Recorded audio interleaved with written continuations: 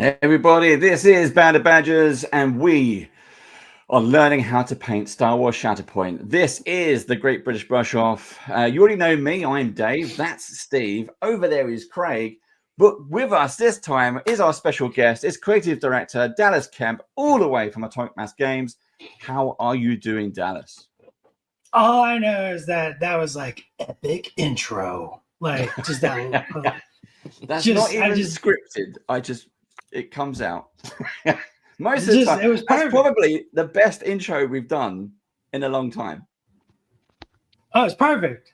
I loved it. Like the build up, the lighting. It's just like that's just big intro. Yeah, and we had the lightning is even better, and I love it. We're trying to work out if Steve is there. I am here. I'm busy doing Nightbot. Okay, I'm distracted. I'm here, distracted. It's okay for you to be distracted. That's okay. They might end up putting that on my tombstone. I think he's here. He's here, honest. Yeah, fantastic. Right, so we are going to be doing this. If you've been with us before, you know what we're going to be doing. We're going to be painting up some Shatterpoint. We'll go and have a chat with each of the guys individually as we go around the table. But if you, the audience, if you're watching us live, if you have any questions for us, for Dallas, please do put them out into chat, and we will put them up on screen. But first, we're going to say a big thank you to not only Star Wars Shatterpoint, but it is, of course, Atomic Mass Games for allowing us to do this. They've given us some copies of these games so we can play and paint and do all kinds of things. If you go to our YouTube channel, you're going to see interviews, unboxings, painting, all kinds, and live games as well coming soon. All kinds of different bits and pieces. So do go and check that out. One of our other sponsors, you know them from the Brush Off, is of course both the Army Painter and Turbo Dork. We love them both. We use a lot of their stuff anyway, so we're more than happy to promote them everywhere we can. And if you didn't already know, you can find us. I already shouted it out. It's on YouTube. If you're watching this on YouTube and you're not watching this live, if you have any questions, do put it in the comments in the video below, and I will pass those on to the relevant people. It might even be a question for Steve. However, why you'd want to talk to Steve, I have no idea. But if it is a question for Steve, I can put it to him if you want to. But if you have a question for Dallas, I'll send it over to him as well. Just let us know in the comments below. But this is what we're playing. Painting, sorry. It is, of course, Star Wars Shatterpoint. It is a big, heavy box filled to the brim with a lot of goodies in there. It's quite incredible how much stuff you've been able to put in that box. We were talking to Will about it, Dallas. That's a chunky box. It is. Did you actually kind of figure out how to put it all in as you were making the box with the whole the box design, or did you go, we need 3 buildings, we need X amount of crates and stuff like that, plus all these figures, or did you go, let's put as much in as we can? We always want to put in as much as we can, right? And of course that there's a sort of mathematical equations that go into that, right? Like how many tools controls how many frames, which controls cost and all that stuff, and there's all that mathematical stuff that I don't actually deal with. But it's sort of coming together, right? You start out with like a bunch of concepts like those, like all the buildings. We concepted a ton of buildings, right? And then we work with dev, and they were like, okay, well, these are the dimensions that the game requires, right? So like those gantries are like very specific based on gameplay patterns that we wanted to reinforce or wanted to not see. So like they're just wide enough to not allow body blocking. It allows the game for characters to move past each other. So like everything is very thought out and very much the gantries have to be this wide. They need to be variable length, right? These buildings should be this big because then 50 millimeter base can't get on it unless you connect a gantry to it. That changes the whole thing, right? And so you kind of design a bunch of stuff. And then you start getting like box dimensions. You start working with like, okay, so we got this many frames of characters. We got this much punch. How big of a box is that? Okay, there's a little more room. We can add another frame. We can do this. So it's really like a lot of communication and like coming together to stack that box to get it to the point that we want it to be. Cool. We're gonna be talking a lot about Star Wars Shatterpoint because that's the name of the show. So again, if you have questions for Dallas based on the game, do shout it out into chat and we'll put it up on the screen. I can see the guys are ready. I mean, Craig is ready. Look, he is just like braced and ready to start. So, guys, on your marks. Gold stars up for grabs. That's why. Well, the gold star. It is a gold Yeah. star. I was talking to Dallas before you got here, Steve. So you missed all that chat. I'm going to pick on Steve because he was late. Who wins what? Who wins what? What do you Not say? me this week. I can see some What are you paying? leaning on the Going votes. on. Coming So, off the win from last week, definitely not getting. So we're going to be painting for 2 hours as always. So at the end, the last 5-10 minutes, as I mentioned before we went on air, we're going to have voting from the audience. So you, the audience, the ones who are watching us live, you get to vote on the best painter, the best painted mini, and that person will win the coveted Badger's Gold Star. Ooh. Woo! It is Oh. mind blowing. Woo! I know. If I had a special effect for that, I would put it on the screen, but the budget's already blown. I got one glove. Season. That's it. It's done. So we are good. One and done. Dave one and Yeah. done. That's One and that's done. a perfect nickname. Dave There you one go. and done. I would do, but there are so many minis and billiards in this box. It's going to take a while. We're playing this as What's well. it We're like? going to be we're hosting a live event so we're going to wrap up the series in March, and in April we have a live venue where we play all face-to-face games and Dungeons and Dragons and all Warhammer and tabletop gaming, and we're doing a special rad. Shatterpoint event, a whole day open to the general public. They can come on, learn how to play, and we're going to be playing all the stuff we've been painting up. It's going to be great. That sounds awesome. Yeah, it's going to be great. Yeah. This is your second Ghost Star. I feel it. I've won. I have won in the past. Right. Anyway, enough of that. The clock is ticking. Ready, steady, paint, go. Paint. Right. Disappear while I get some paint. Talk amongst yourselves. I'll be back shortly. Talk amongst yourself. I'll give you a topic. Right, we've got some music in the background. You're going to be hearing that, folks. But if you have questions, do shout them out, and we will put them up in screen. Now, one of the big things I wanted to shout out for Craig, actually, because Craig, you've just launched the new website. It is now available at dragonskullstudios.com. So everybody, please go and check that out. Craig, we've known Craig for a few years now. Absolutely wonderful painter. Do check out what he does. On the website, on the link. There will be a link coming up in chat as well. Cool. Thank you. So we've got some bits and pieces. Now, Dallas. Dave, you're painting Maul. Who's everybody else painting? Yeah, that's what I was going to ask. So we know. Let's start with you, Dallas, because we can make your screen big. Who are you painting there?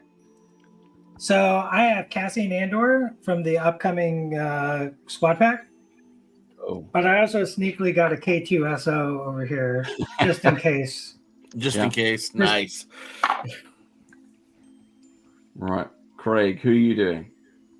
I am doing one more Mandalorian today from the heavy weapon guy. Yeah. I mean, we know these minis are slightly bigger than 28 mil, but there was a huge amount of detail on these minis.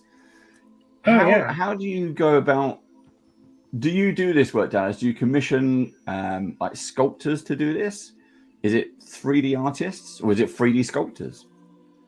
So my role as creative director is I like to say I wrangle the wranglers, right? Yeah. So you have all your different freelance artists, right? You have 2D artists, you have 3D artists, you have miniature painters. My team is the team that reaches out to those. So I have a whole bank of sculptors and engineers that I work with, and they reach out to freelancers. So we'll talk about the sculpts first. So these are all 3D sculpted, right? Yep. We use some pretty fancy programs, and they're all sculpted. And then the process is, Schick went over this a little bit when he was on. is we start out with a concept, right? This is what we're doing. We're doing Cassian Andor, K2SO, and the troopers, the rebel. I can't remember their name. The rebel troopers, but they have a name. And then it's comes to me and my artist, and we kind of like look at like, okay, well, this is Cassian Andor. What version of Cassian Andor? What point in his career? Okay, this is the costume. And we draw like a little sketch of him, right? And we do like little poses, and then we pick the pose. We pick all the details. That goes to a 3D sculptor. They sculpt it.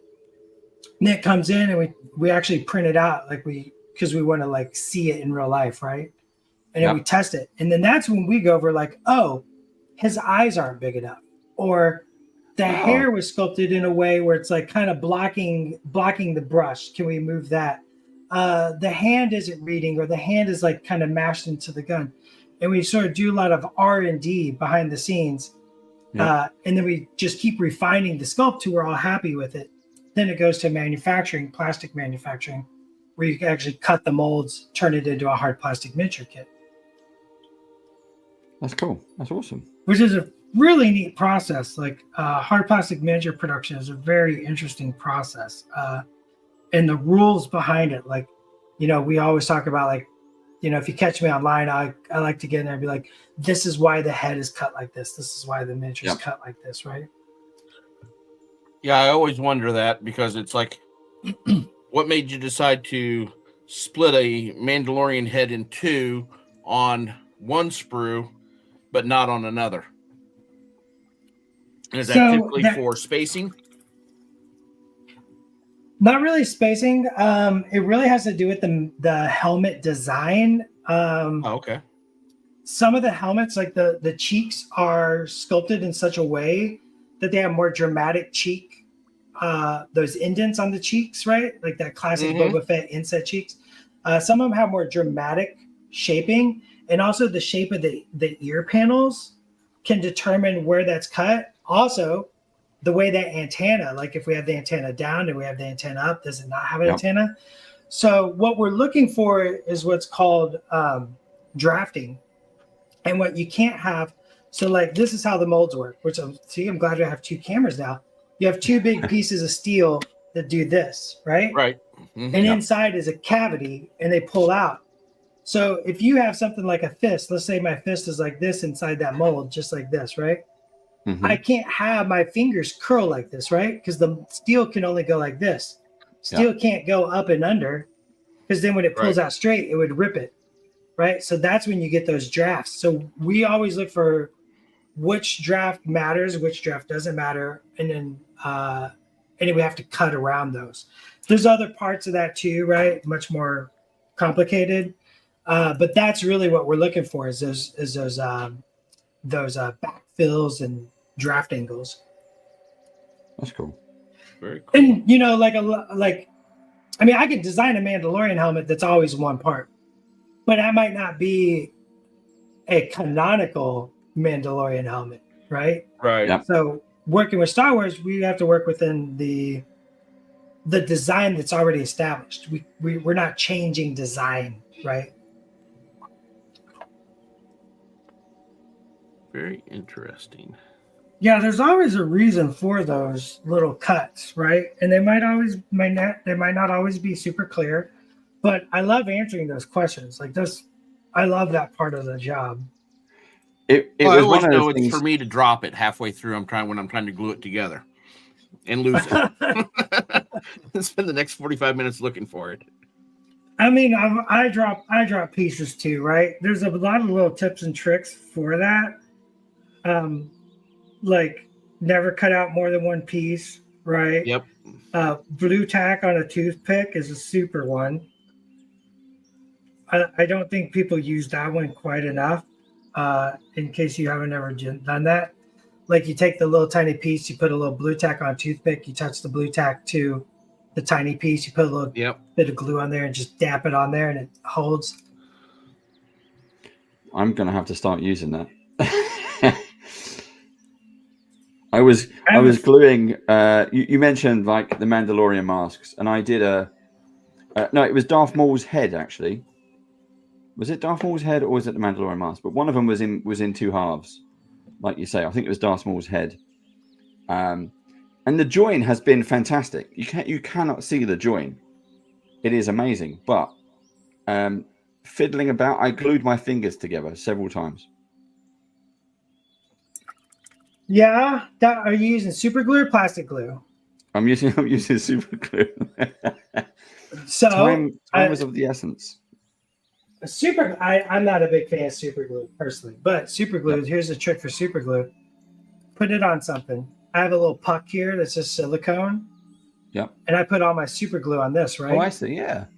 But you can use anything. You can use just a piece of plastic card. You can use an old Tupperware. Like I have a Tupperware lid over here. And then all my super glue is applied with a toothpick instead of the bottle, right?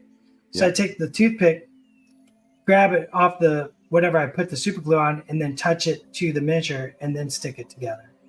Instead of trying to use the bottle. I see so many people just take the bottle, big old chunky bottle. Oh, who knows how big that tip is anymore because you've had to cut it open because the glue gets stuck. Yep. That is my life. Okay. I will convert to a toothpick. That's a great tip. I love that.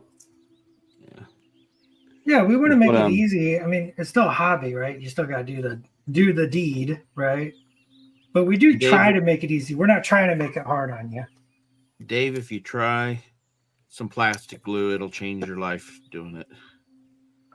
Oh, 100%, right? Plastic glue changes everything. Yeah. Well, the reason I was using super glue, or I use super glue, is the speed. I can't get plastic glue. It's just too slow. Slow to dry. You only need a little touch. And especially like a lot of our, Marvel Crisis Protocol, like we do a lot of weird special effects on those because they're superheroes. They should have special effects. Yeah.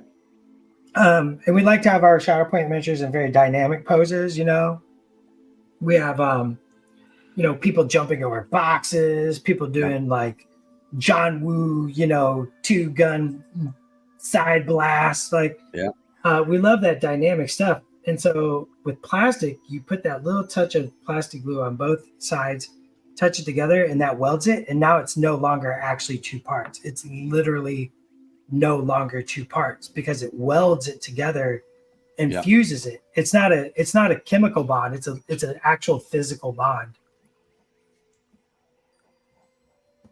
Okay, I'll have to pick your brains. And it helps with any of your little seams that you may have that pop up. It helps fuse those together. Oh yeah, no more putty for me. I just use a little little glue, and I smudge it over that seam line, and then just scrape it away. So fast.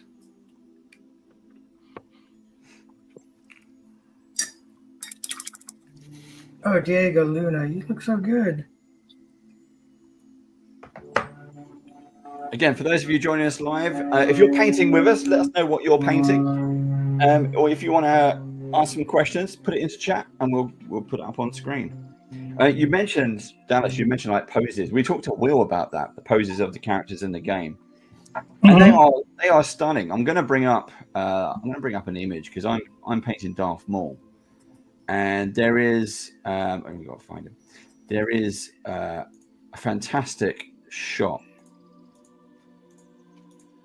Here we go. Let's bring it. Not this one. I need the single shot of Darth Maul. There we go. I'm going to bring this up on screen. This is superb, but also the mini itself that we have, and I'll show my mini painting cam at this point. You can see. I mean, the pose is fantastic, but the dual wield lightsaber is pretty deadly straight. And I'm really impressed. The accurate of these poses, they are really, really dynamic. The great poses. Did you like play around with that in the office at all, or do you just What do you take photos of each other in the poses that you want? How do you map it out? See, you're joking, you're laughing when you say that, but the answer is actually yes. Sometimes.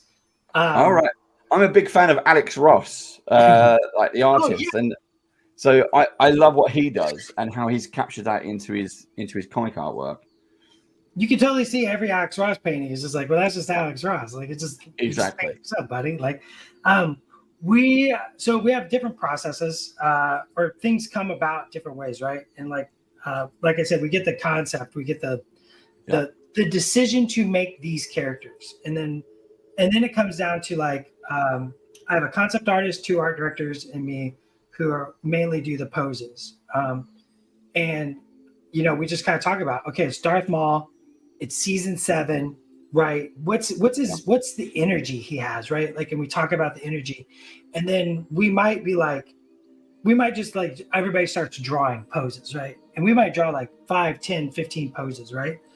Or it might be like, I can't quite work it out. Like, what if he was doing this and you stand up in front of the camera and you like, and somebody takes a screenshot of it. If I'm working in the office, I have pictures on my phone of like shit doing weird poses and Pagani doing weird poses, and you just kind of get a vibe for like how that pose looks in real life. And then we all just kind of talk about it. Okay, well, that looks really cool, but the stance is too wide. He doesn't fit on the 40 millimeter base. So we bring that stance in, or like, oh, that's really cool, but it's going to look really weird from the back, right? Like, so what does that look like from the back? And then, well, that's cool, but it's not iconic. It doesn't say Maul, right? That says Vader to me, right? So you just kind of pick through all the ideas, and you just kind of like go, okay, this, and then maybe do this, or this and this, or maybe this head and this leg, or maybe, and it's a very collaborative, very exploratory experience to find those poses. Sometimes it's just one and done. It's just, you just know exactly what the pose is. I don't think we had more than one pose for Grievous. Like, I just knew exactly what that Grievous should look like for Shatterpoint. That's one of my favorite sculpts. That was the first one I painted. He's so good, right? It's just a gorgeous miniature. And that's the one where I kind of like took on the mentality, like our goal should be making $500 statues, and as a $20 miniature, right? Yeah, the poses are epic. I mean, it's again me painting Darth Maul, and I was thinking about the film, and it's that bit with the force fields where he's just walking backwards and forwards, and he's staring, and he's just waiting, but he's pacing. And I thought they've captured that look, and that bit where it's like there's a bit of look on the character's face, but also where he's just like zoom when the dual blade comes out. He's got it perfectly balanced, and I was like, wow, this is it. This is the kick-ass Darth Maul. There's always that goal of like, we go back and we look at the movies, we look at other media, I watch every Star Wars thing. Like, I am completely caught up on every Star Wars thing. And I go back and watch it even now, right? Like, something I might be working on this week, I'll go back and I'll watch those clips or watch that scene, right? Every time we do Vader, I just go back to that throne room fight, and I go back to that Obi-Wan versus Vader in the Obi-Wan show fight. And I just look at those and watch those, or I watch the Ahsoka versus Vader from Rebels, right? I want to see how Vader moves. I want to feel what's the new way to interpret Vader, right? What's that nuance? How do we capture that nuance without copying that, right? Yeah. And you should hear the music. Like, anytime you have Darth Maul, Obi-Wan, or young Obi-Wan, Padawan Obi-Wan, if you do Qui-Gon Jinn, right? I should hear Duel of the Fates, right? I should just, I want to hear Duel of the Fates. I want to hear when Anakin and Obi-Wan are fighting on Mustafar, I want to hear the soundtrack when I see those miniatures. I use for my day job, I do a lot of I'm a designer, so I do a lot of workshops with various people, and like the post-it guy kind of thing. So you get a bunch of people in the room, forcing them to come up with ideas on post-its and stick them on the wall, and it's always a bit awkward. So one of the things that I've been doing for the past year now is I take a speaker with me and I play John Williams soundtrack, and it's no matter what it is, there's a ton of stuff on there. You got Superman, you got E.T. and all that kind of stuff, Indiana Jones, and when you really listen to it, you get these people go, oh yeah, that's, and the language of the music breaks down everybody's inhibitions, so they start talking. So we have a competition. Guess, name that tune, name that film, win a chocolate. And it starts off a bit slow, but during the day, people really kind of break down their own inhibitions and start talking to one another. I found it to work. It works fantastically well. And people love the music. They'll keep listening to it over and over again. That sounds amazing. It's a collective shared memory as well. Especially Duel of the Fates. You just see the blow. Well, pretty much most of the audience, 90% of the people in that room, you see their eyes light up, and they're there straight away. The music transports them there, and they're like that.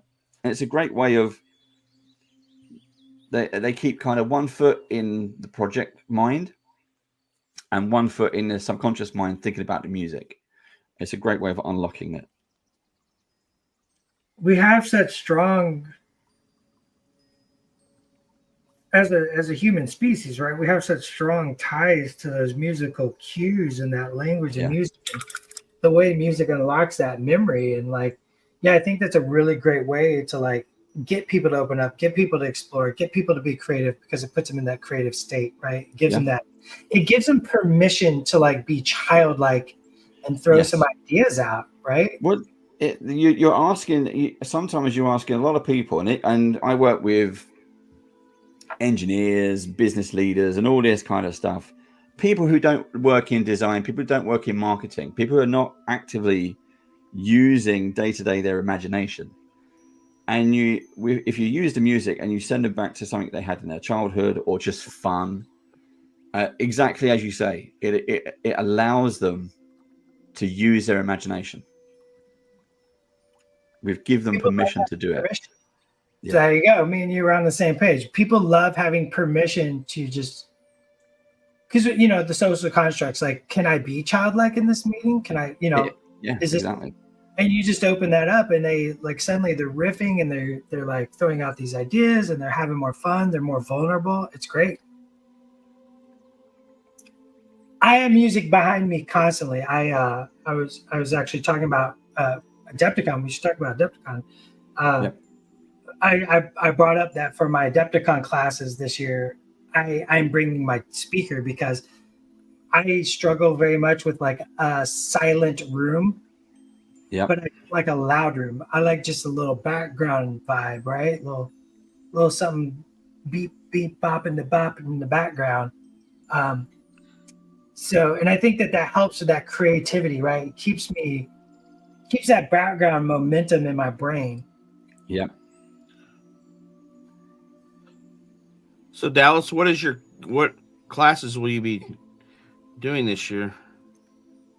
So I'm going to teach 2 different classes. I have a special effects class where I'm going to explain how I approach special effects. I love special effects on miniatures. I think it just can set up certain miniatures. Not every miniature needs a special effect, right? Right. I think Luna here doesn't need to be having lightning shoot out his feet, right?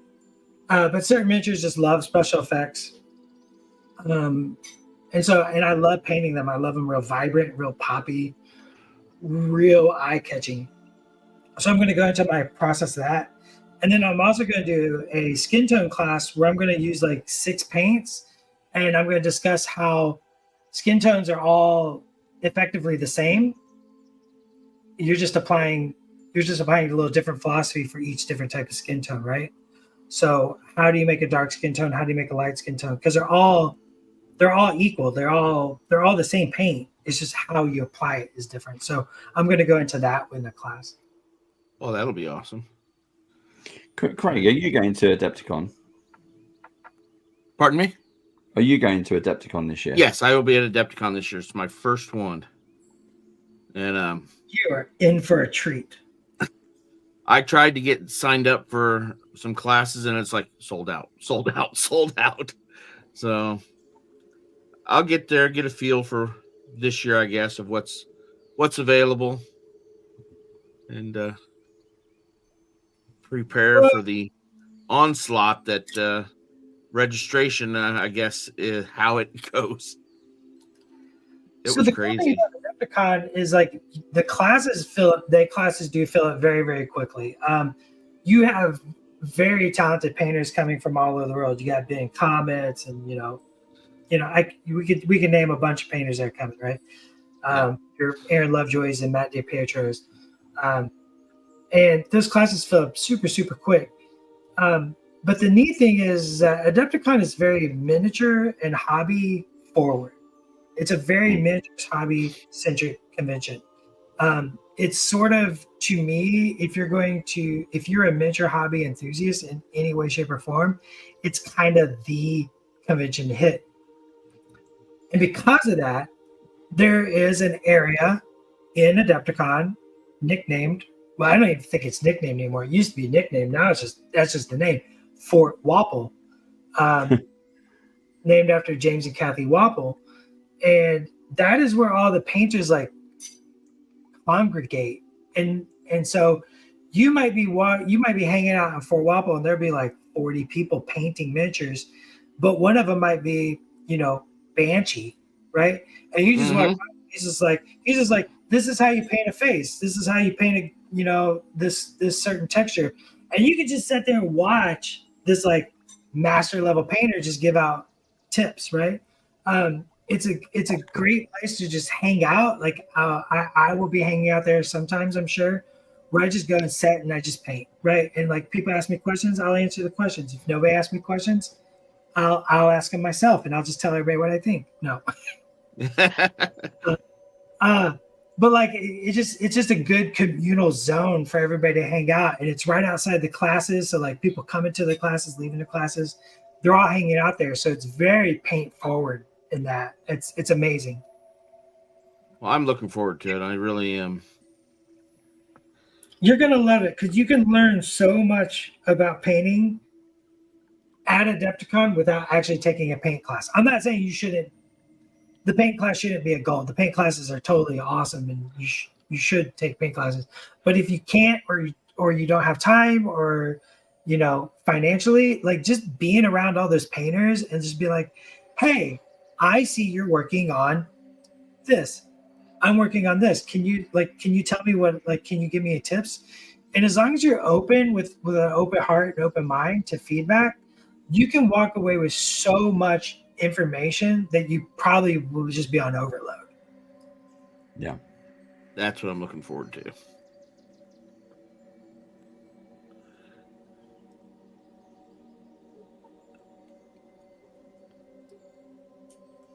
I'm going to check in on Steve because he's been super quiet. Steve, are you still there?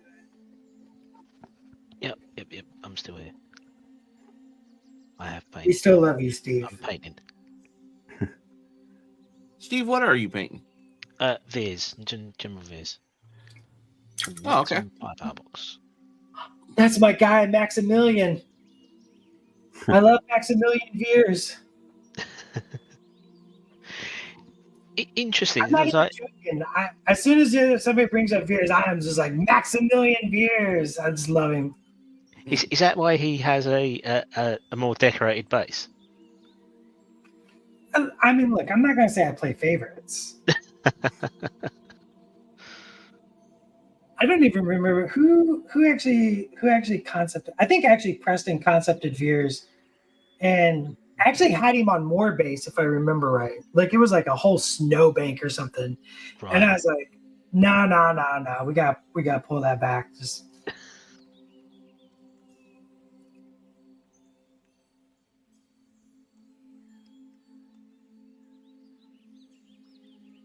and I always use his full name. So when somebody's like, okay, so Juno Veers, I'm like, Maximilian, please. Like,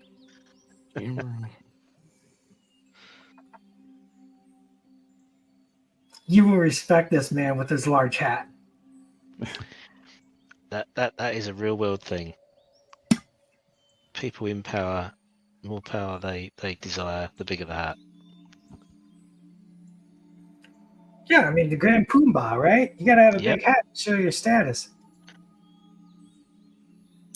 I mean, if you're a cowboy with an 8-gallon hat, who are you even? You're not John Wayne, that's for certain. See, thank you very much. You know. You're like Doug Wayne or something. I don't know. No offense to Dougs. No offense to Dougs.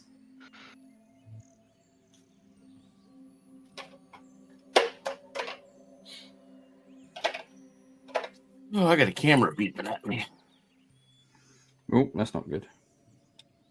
Uh-oh. Change the battery. It's plugged into my PC, so it must not be decided to get a charge or something. You using a GoPro, Greg? No, it's a Ozbot. Oh, okay.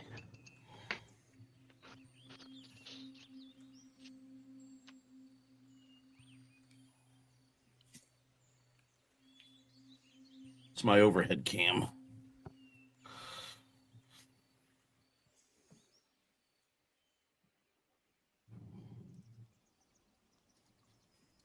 Okay, so I have a very bad habit of just having a brush that I complain about the whole time, but I refuse to switch. Does anybody else have that trait? Yes. I'll have a brush that'll start getting a bend or something, then I just like keep going with it, no matter what. And the whole time you're cussing and fussing? Mm-hmm.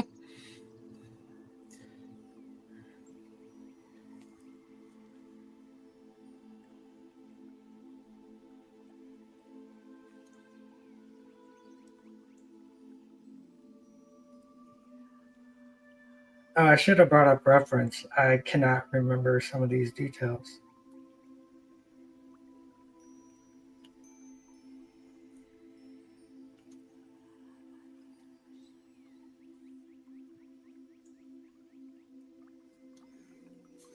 So, do you all go very canonical? Because that brings up the topic. Do you go very canonical, or is everybody painting outside of canon?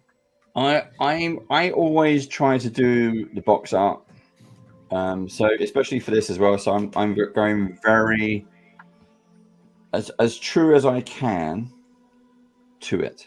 But I find that for me, I find that easier to do. I don't like going off script as such. But Craig has done some fantastic Mandalorians. If you go and check out DragonskullStudios.com. Is it on there, Craig? I didn't see if yeah, I've got was on there.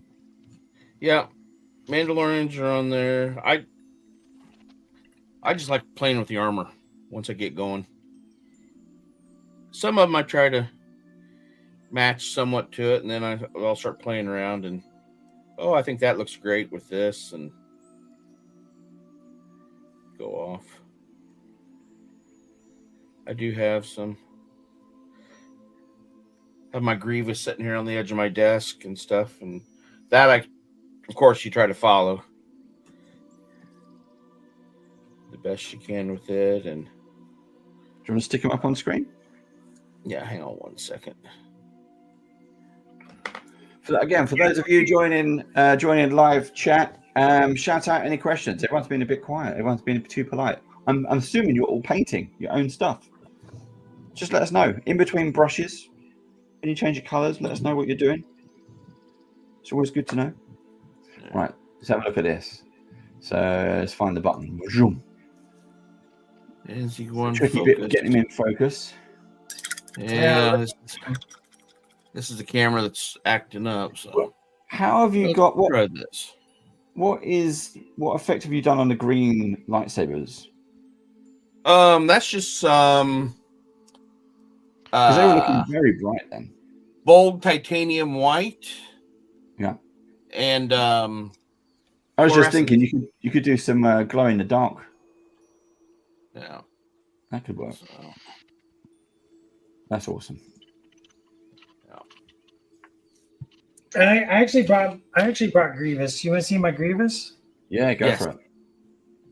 Do you want to see my canon Grievous or my non-canon Grievous? both. Yeah, let's do them side by side. Let's have a look. Full screen. Here we go. All right, so there's my canonical Grievous. There you go. Yeah. I love the base. That's awesome. So I went with the very canonical colors there, a little OSL splashing on him. Yep. Let's get that a little bit. Let's get that a little bit. That texture on that cape as well, look, it's stunning. Little. Is that painted by hand or airbrush? This is all hand. Wow.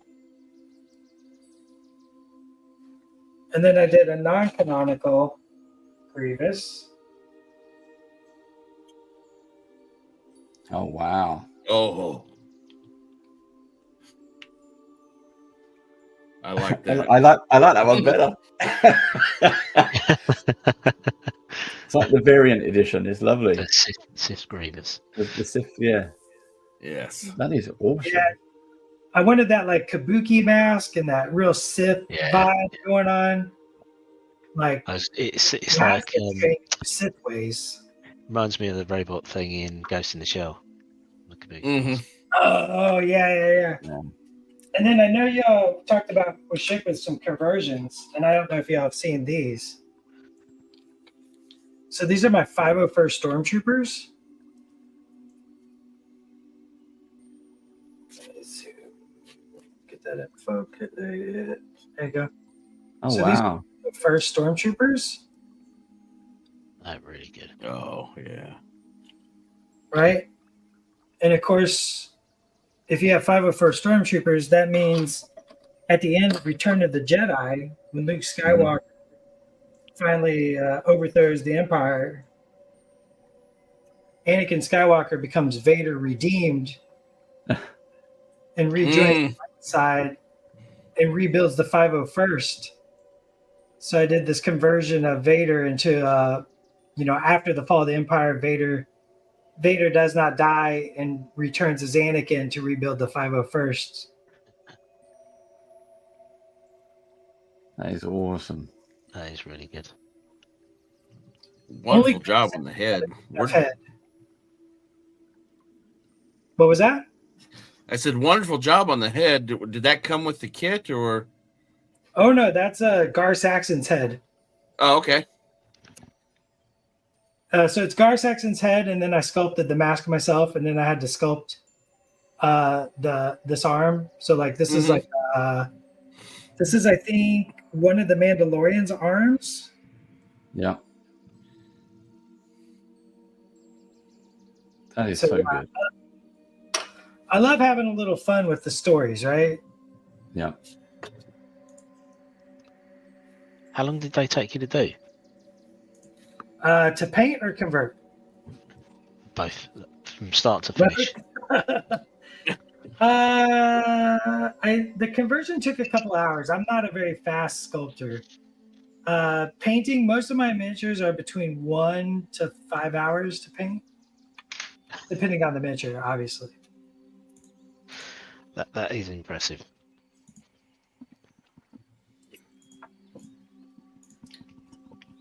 I'm a done is better than perfect kind of person.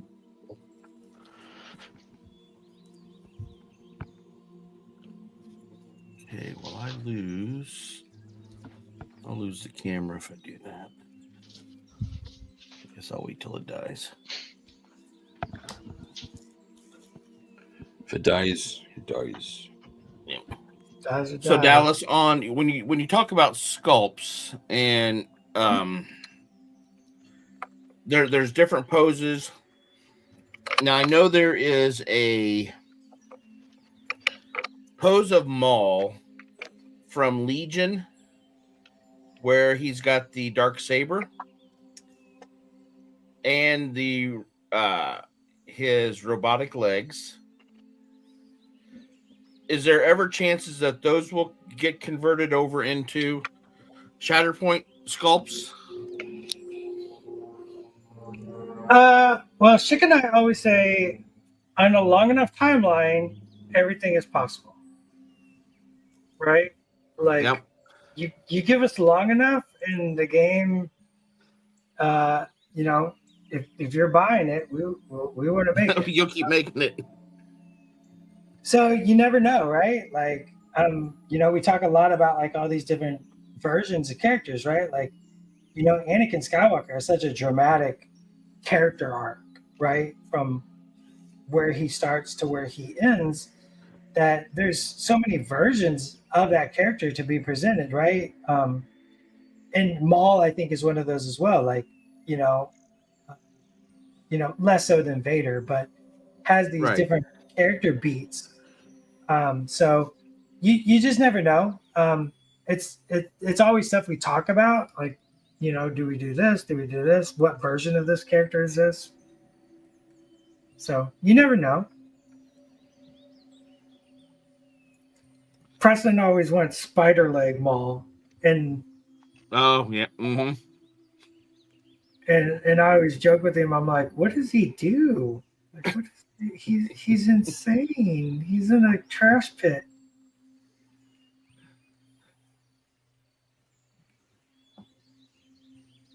Preston's like, look at think of the miniature we can make. I'm like, yeah, you're right. Think of that miniature. We're talking about like the miniatures. You've also got some variants that you do for the convention specials. Oh yeah. Are they just do you get the cards with them so you can play the game, or is it more of a kind of a sculpt to put on the side? So you all saw the one that's coming, right? Oh yes. I've seen a picture. I haven't seen someone hold up a real thing. Wink wink, nudge nudge. Exactly. Yeah. Do I have one of those around here?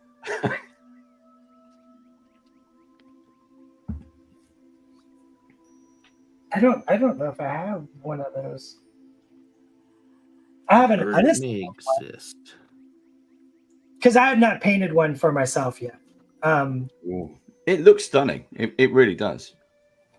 Oh, it's super awesome. That one has rules for the characters, as well as the terrain bit. So you have a new Ahsoka, a new Vader, right? Because that Ahsoka is definitely not the Ahsoka from, you know, the Ahsokas we've done, right? That Ahsoka is definitely with a new mentality, a new perspective, and you really do want to capture that.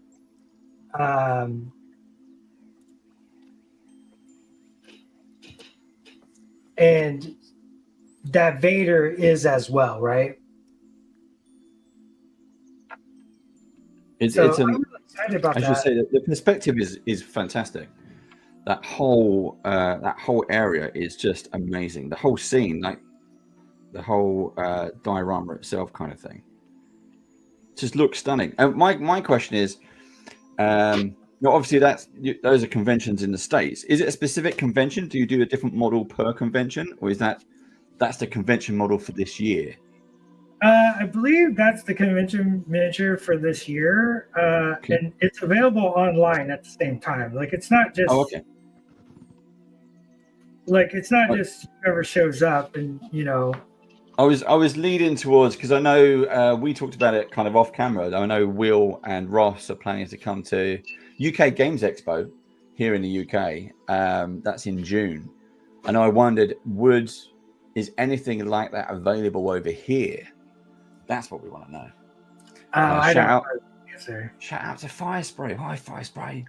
Thanks for joining us. Oh, Fire Spray. I know L.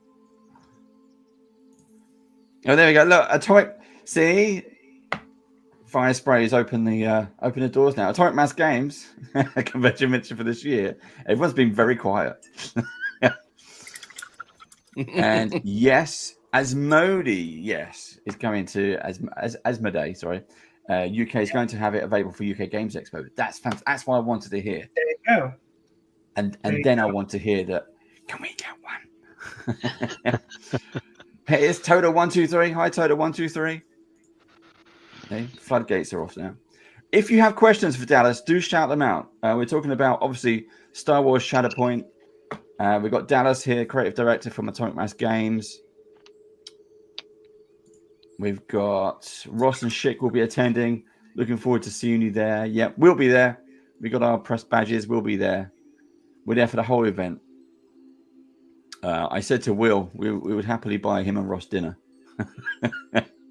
Well, now I want to come. Yeah, exactly. Look, free food. Come over. Well, the other thing we're working on, Dallas. So you mentioned Adepticon. Do you ever go to Gen Con? I have in the past gone to Gen Con. Any plans for this year? I've not heard if I'm on the list to go to Gen Con or not yet. Okay. We're hoping Big convention. that we will be coming. So me and Steve will hopefully be flying over to Gen Con this year. That's the plan. Because we were talking this Sunday we'll be playing the lottery. We'll be playing the lottery. Make sure we can the hotel lottery for Gen Con. Have you been given a time slot yet? No. I haven't checked my email, but maybe. I've been busy, Steve, like you. I've been busy. Is this how many wave of rooms is going available now? This will be the first wave. Yeah. It's going to be insane. So Toto123 says, what are you guys painting? We are not painting Warhammer. See above me, it says up there, Star Wars Shatterpoint. That is what we are painting. If you didn't know, I will throw it up on screen. It is, where is it? It is an awesome box set that looks like that. It's absolutely stunning and beautiful and boxed, and it's very big. So that is what we are painting. So if you want any tips, tricks, help and advice, you can ask Dallas. Dallas is a creative director for that game. So there we go. So we were talking with Will. I can't remember, Steve, if we did it off camera or on camera, but we were talking about Galaxy's Edge. That was off camera. That was off camera. But yes, we were talking about Galaxy's Edge. Both. That's correct. Did we talk about it on air as well? I don't know. Yeah, because he talked about them building sabers. Yes, yeah, but then we did continue the conversation off as well. That was quite a long conversation in total, the Galaxy's Edge one. Yeah. Dave's desperate to go and build his own saber now. So Dallas, have you got your own lightsaber? Did you get to go on the work jolly to Galaxy's Edge? Do you want to see it? Yeah. Yes. Or you need to switch camera. Hold on. Go for it. I'll need to switch camera. Yep, you do. This is right at my desk. Are you kidding me? All right, hold on. Let me switch my camera. Settings, blah, blah, blah. There you go. Whoa. Yeah, it's rad. That's nice. Oh, that looks awesome. Oh, you went green. Yes. I did not go green, actually. Is that not green? Oh. It is green, but I didn't go green. So when we went, right, you get to choose from, you go build it, and you get to choose from the, I think, 3 different colors. Yeah. I chose red. Oh. Like I picked red. So we're in this big group, right? We go into the workshop and they do the cool thing, and it's very exciting. It's very thematic. You're building your saber, you're picking your parts, and then at the end, like they go, okay, everybody, at the same time, we're gonna lift our sabers, and you pull it out of this little thing, and the sabers all light up. I was the only red saber in the whole group Ah, of like 25 people, and immediately it's just like, oh, this guy, like, so I had the only red saber, but the whole time I immediately like, I went and I splurged and I bought the extra purple and the extra green Kyber crystal, so I can switch it out between red, purple, and green. Nice. I did purple because I knew I was going to buy the red in hopes of getting a black crystal. Yes. So, which I did not get the black crystal that day, but it is such an experience to build it and listen to them, to go through all that. And as somebody that saw, A New Hope on opening day, it was an emotional for me. It brought back, it takes you back to your childhood and seeing it, and it was a good time. There was a lot of people there when we did ours, and there's definitely tears or people getting just, that I'm not going to say choked up, but definitely like emotional, right? Because like, yep, that moment when you lift that lightsaber up and it ignites for the first time, and you're like, that's my lightsaber. Like, I built that lightsaber. It's just awesome because that's all you've ever wanted as a kid, right? It's just like, well, yeah, I want a lightsaber. Like, oh yeah, I want a working lightsaber. I want my own lightsaber. I want, and yeah, it was definitely a treat. I mean, the only thing better was the Dole Whip. Yeah. Oh yeah. You can't go there and not have Dole Whip.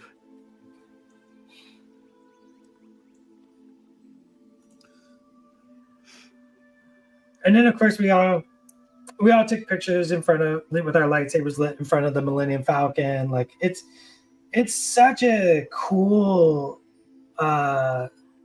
place. And I immediately went into work mode. Actually, when I went, like, I was running around taking measurements of props, taking photos of props. I think I have probably 200 pictures on my phone of just like stuff. I'm like, we could put this in Shatterpoint and Legion, right? Like, this is what our train should look like. Like, let's add this. Like let's design train that looks like this. Let's incorporate that. Like, even the original Shatterpoint train was designed before I went to Galaxy's Edge, but it was inspired, right? I looked online at pictures and I was just like, this very outer rim vibe is what we wanted to capture with Shatterpoint, like a setting that anything could happen in, right? Like, for the backdrop of Shatterpoint, right? And so going there, I just kept taking more and more pictures and being like, oh, this. I think Schick told you all about the, the Viper probe droid. They had a full-size Viper probe. Immediately, I'm like, Schick, stand by it. I need size reference for how big it's huge. Yeah. The head of the Viper probe droid is way bigger than if you would have asked me without seeing it in real life. So I was like, stand beside it, put your hand up. Like, I need reference. And of course, he's just like, dude, I just want to hang out and look at this stuff. Like, I'm trying to go buy a popcorn. Maybe like, stand by that thing. Hold this tape measure.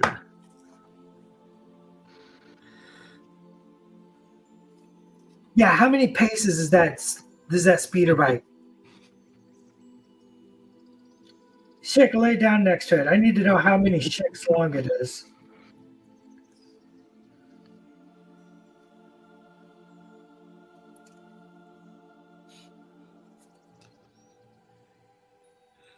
Yeah, totally worth going to.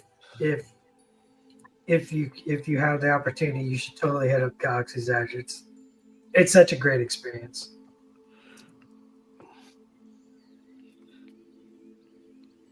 Well, we were talking about it in terms of if we do Gen Con, do we just at the end of Gen Con, do we just hop on a plane and keep going? Basically, Badger's Tour of America. We'll just keep going. There you go. Thelma and Louise style. To Galaxy's Edge or bust. Over the cliff at the end. Yeah. You just live blog the whole thing, like. Well, you don't have to worry about a cliff, Steve, if you're going to Florida. That's right. Just the swamp. Just the swamp. Yeah. He was going to go to LA, weren't we? Go in the opposite direction than the direction we should be going.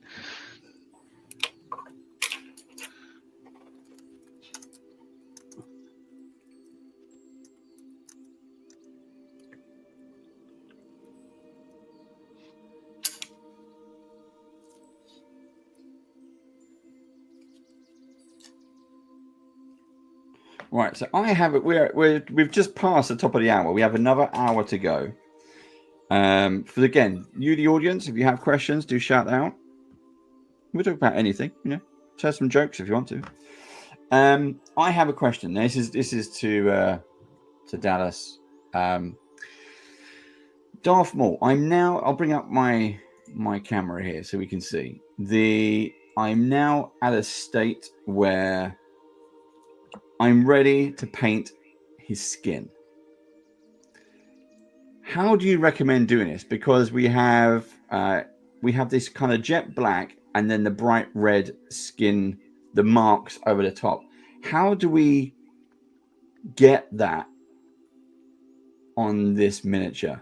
We know we have some there are like grooves on the face, so the paint will fill that in. Look at that. I mean, look at that face on him.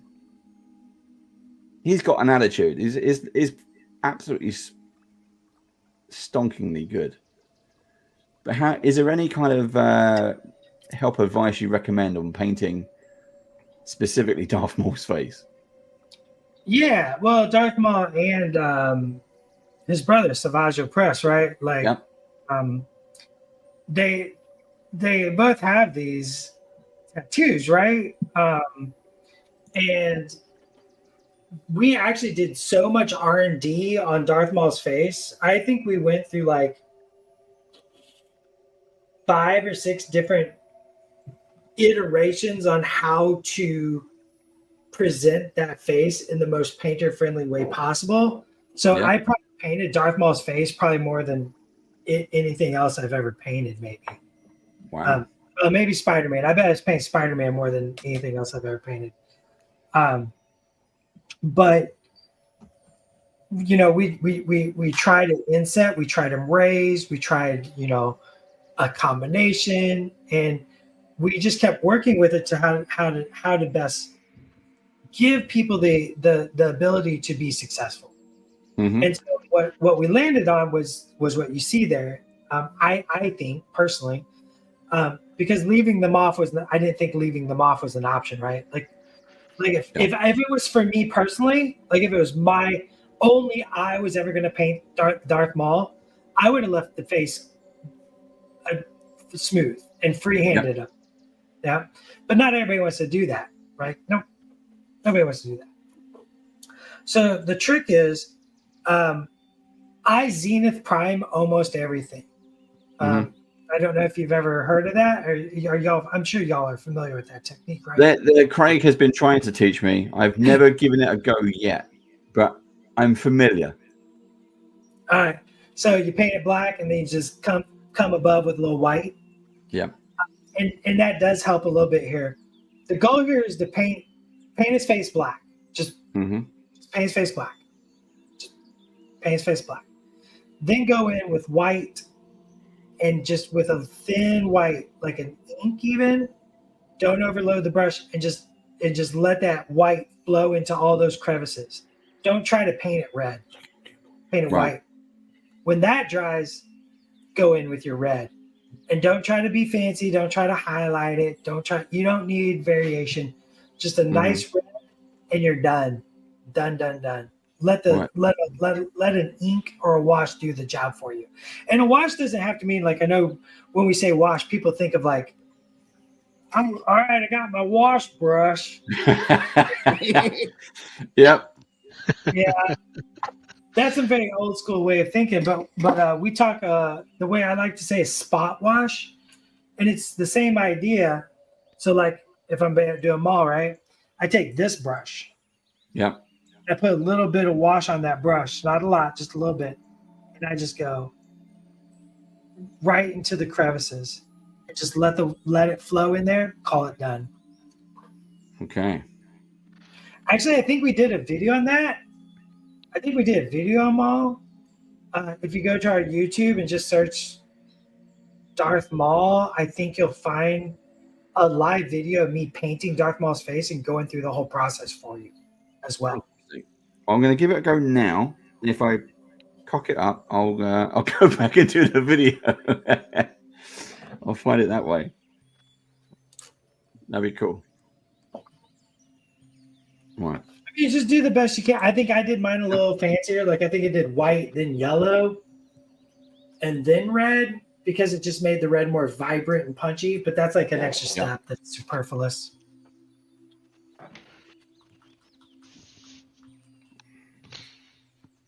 Right. Actually, while we're at the top of we've gone over the top of the hour, but let's go through and see how people are doing so far. Steve, we're going to start with you.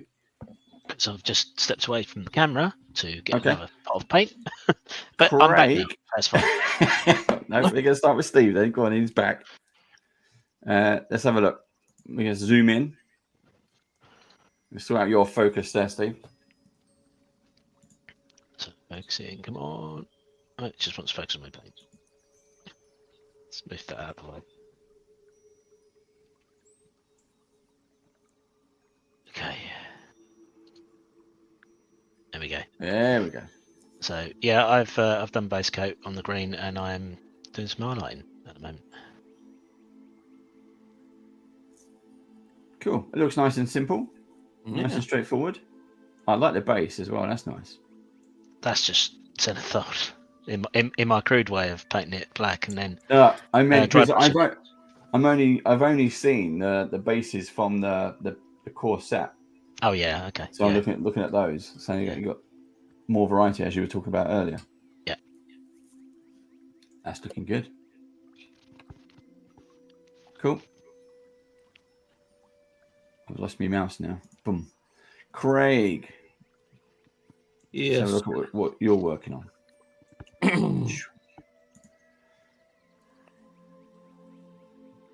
Oh yes. Oh, focus. Yeah, focus. you got to get that focus. We need to see this one.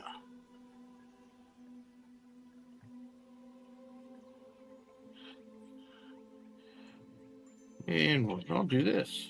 I'll give you light. I'm kind of getting some blues going with. I like the blue and the yellow. The yellow is very strong. We need to get it on the mini cam in focus if we can to see that detail. That's the one that's beeping at me. Yeah, that ain't gonna work today. Then. I know you got your stormtrooper gnome in the background behind you. Never noticed that one before. Stormtrooper gnome. Over your right shoulder. Yes, my stormtrooper. He's been there forever. I've never noticed him before. Yeah. One of these days I'll get some pictures of the lightsaber that I built and get it posted, and then the amount of legacy sabers that I tried to shove in my suitcase to get home. Yeah. Steve, do you have your snowtroopers to hand? Yeah, I do. Yeah, the one I finished last week. Yeah, we'll come back to that in a sec, but go and grab it. And then Dallas, we'll check out how far you've done. This is the slowest I've ever painted because I'm just having fun talking to y'all. That's the fun of it. And it's also it's making sure that everyone has a handicap, so I have a chance of winning. Yeah. There we go. So far, I've just painted getting the hair and the pants going. That's really good. So you've done you've really picked out the fingers around the gun. Do you use like a magnifying glass, or are you just doing that by hand? Yeah, I wear glasses, but as soon as I start painting, I take my glasses off. Yeah. I just paint blind. I just no magnifying glass. There, is that in focus? No, that's not focused. There, that's in focus. There you go. Yeah, that's cool. I like that. Very good. Again, another lovely pose. Just yeah. That you don't need Cassian doing a lot, right? Cassian's got swagger. He's very calm. He's very in control of himself. We had the reason I asked Steve about his snow trooper is because we have a question. We have a question in chat. I'm going to put it up on the screen. Fat Cobra 19 says, any advice on painting white for the stormtroopers and clones? Because I was in the same boat last week in our last session. I'll show you mine before everyone else shows you theirs. With this was a little bit tricky because I primed in white and I thought I could cheat. I thought, you know what, it works. Maybe I'll just have my stormtroopers done or my clone troopers. So I did, and it looked terrible. It looked absolutely terrible. So then I painted over it again in white, and you can see the difference. You can see the difference between prime white and bright white or white. And this is a trooper straight off the shop. Got his brand new uniform, and I tried to give it a go. So that was my effort there. I did a clone trooper, but I primed in white and I painted bright white over the top. I thought it was going to be quick, but that took me a long time. That took me longer than my Anakin did. And my Anakin is here. My Anakin is just brown. But the Stormtrooper took a lot longer, mainly because I messed it up the first time. I wanted to get it right. Sorry, Clone Trooper. I wanted to get it right. So then, yeah, I gave it a go. But there you go. So it's worth having a look-see. But right now, I'm swapping out the whites for blacks. So I'm doing Darth Maul. Because he's awesome. And Steve, you had a very cool snow trooper. Do you want to bring that up? Yep. Is that in focus? It is in focus. So you're like a him. I primed in black and then dry brushed for Zenithal because I don't have an airbrush. And then I did I think it was a wolf grey over the top as a general thin coat. Then slapped the wash all over it to make it dirty, like these ones. And then just highlighted after with ghost grey and white. And then I applied your technique, Dallas, which was to take a very small brush with a very small amount of wash on it, and then just let the capillary action draw it into all the recesses that are already on the mini. And that was it. Oh yeah, that's perfect. You get nice definition. It separates the elements, makes it clean. Contrast, right? Yeah. So I was really pleased with how that one turned out. That was my favourite. That's cool. So is there any, from you, Dallas, is there any advice for painting stormtroopers and clone troopers? Painting the white. SHATTERPOINT, you better get ready to paint some clones. Yeah. For sure. My advice is always don't paint white. And what I mean by that is take the white and just take it off the desk. Just remove it from the desk. So I can show you my stormtrooper here. Let's get it in focus. It's crispy. So the idea here is I didn't use white at all. This is all shaded with, it's just different layers of gray, right? Oh, wow. I use a lot of Procryl. So this is like your, your medium gray and your dark grays. And I stay away from white until the very, very end. And then I'm just using that for the final highlights, right? Yeah. And because much like painting black, black is defined by its highlights. Black, when you paint something black, like Darth Vader, Death Troopers, stuff like that, Inquisitors, you want like 70% of the surface to be pure black.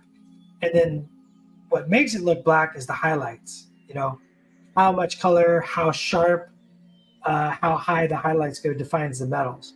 For white, it's the shadows that define it, right? So you're actually using only 10% white, and the rest of it is grays and colors, right?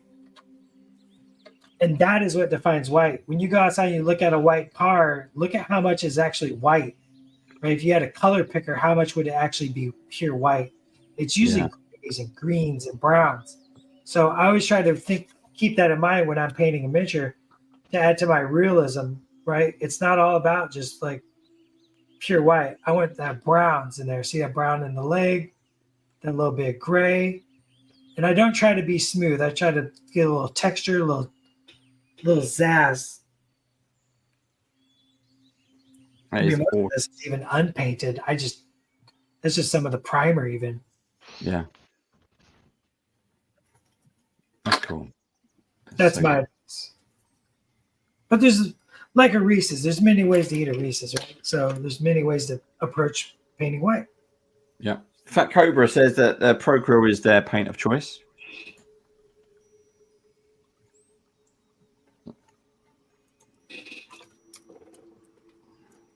Nice. So there you go, Fat Cobra. I hope that helped, even just a little bit.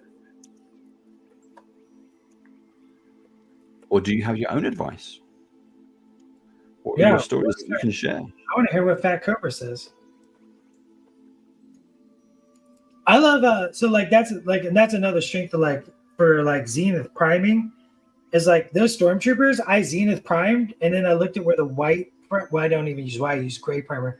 I look at where the gray primer fell and where the black primer stayed, and I just reinforced those with grays. Like I just said, oh, there's my shadow, there's my highlight, reinforced with grays, come in with that final zip of pure white just to make everything sharp and tight, and it's just done. Black's the same way. Like, I prime something black and I zenith with white, and I kind of look like, okay, well, there's my shadows and my highlights. I just reinforce this with more black, and then like a blue highlight, and then a final white highlight, and I'm done. It takes a lot of the guesswork out for you when you're thinking about light. Cool. I swear I'm going to throw away this brush. I swear.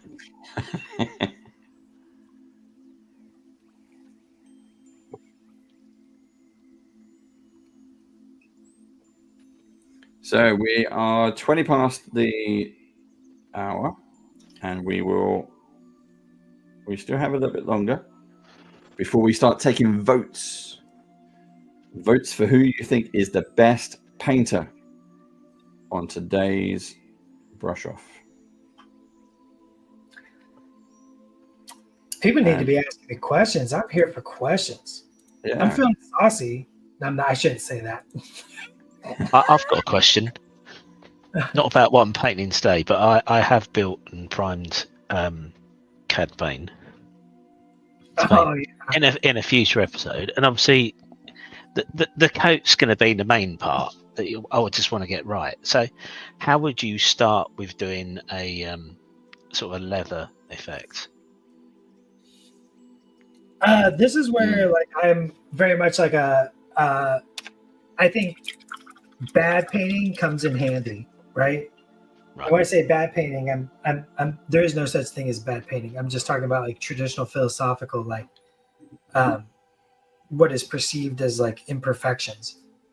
So like once again, I would start with a zenith, and then I use Pro Acryl transparent brown. Okay. I can glaze over a zenith, and the spackles. So I use an airbrush. I come from the South of America, not South America, but the South part of the Americas, what is traditionally called the South. And humidity is a killer. I don't know what the humidity is like where y'all at, but like it just takes rattle can priming just right out. Like I just can't even talk about rattle can priming. It does me no good. The South does it. Fortunately, I live in Seattle now, and I don't have to worry about humidity because it just rains. It's the UK. It rains here all the time. So yeah. But like switching to an airbrush, what I've discovered is like letting the airbrush spit, like, and like letting those little dots spackle. Oh my gosh. I let that hit my capes and I let that breathe through a glaze, and that makes it feel more like leather. So my approach to any leather is like little lines, or what I call dots and scritches. And doing like little dings and pings, little scritches all over, glaze it. More dings and pings with a bright color, glaze it. And that builds up that like skin texture over top of leather. It makes it feel like worn, heavy leathers. We have Fat Cobra was gave us their recipe. Zenith then used light gray, then wash the figure and highlight with a mix of light gray to white. Perfect. Yeah. And we have another question. Mui, Dallas, do those stormtroopers have names yet? Somebody knows who I am. I have not named my stormtroopers yet. I talked about that when I was working on them on stream. Like they need TK numbers. Yep. And I have not taken the time to actually do that. So busted.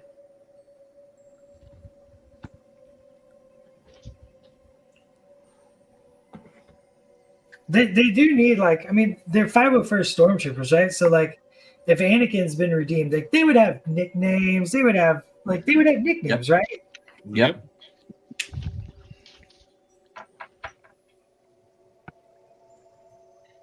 And I've not taken the time to do that.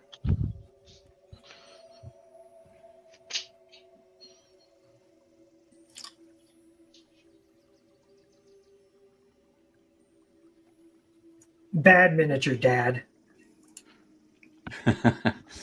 Mui says it's all a story in your head. Yeah, it's all a story. That's what it's all about. Like that's what drew me to miniatures, right? Is like, you know, I did a lot of scale hobby stuff.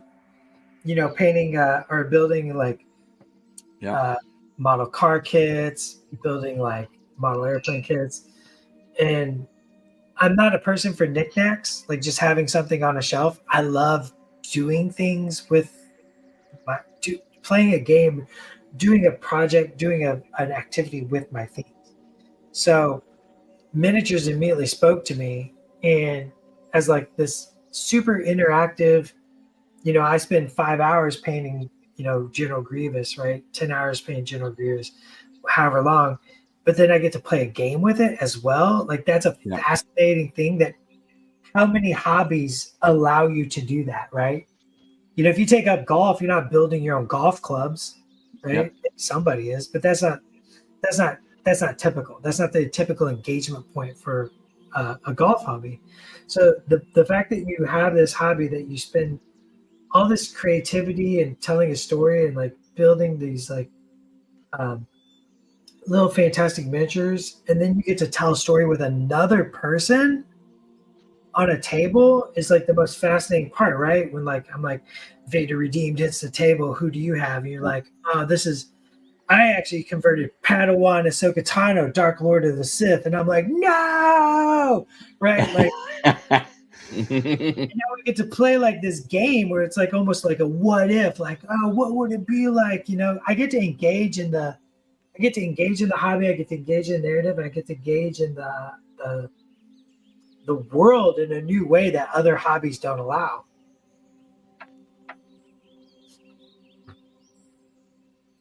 What is your background, Dallas? Are you a design, art student, that kind of thing? Did you fall into games, or did you always want to do games? I always want, like, the very first job I ever remember wanting was actually I wanted to like do monsters for horror movies. Like, Oh, cool. Yeah. like I wanted to make monsters. Special effects. Yeah. Stan Winston, right? Yeah. You know, just designing a creature and sculpting it and then like making a mask of it and putting it on screen. Always fascinating. Comic books was always a big thing for me as well, like wanting to draw comics, learning how to draw comics. Yeah. And for a long time, like I said, I'm from the South. Like I didn't go to college. I'm not a college graduate. I just wanted to do art, but I worked in a restaurant biz. And then finally one day I was just like, I'm going to pursue this dream. And I just chased it. I dropped everything in my life and just started chasing getting into miniatures, like taking something that was purely a hobby and just being like, I want to make a career out of this, and learning everything I possibly could along the way on the whys and how miniatures are made. Where do you find, or where do you think the hobby is going to be in sort of 5-10 years in terms of like technology?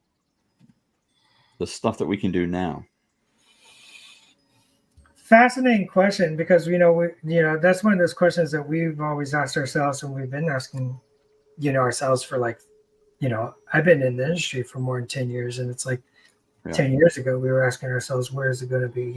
You got new paint technologies constantly, like this these contrast style paint, which are fascinating and super useful ways to paint, right? And like you don't have to have a special product for that. You can do it with any paint can be done like that,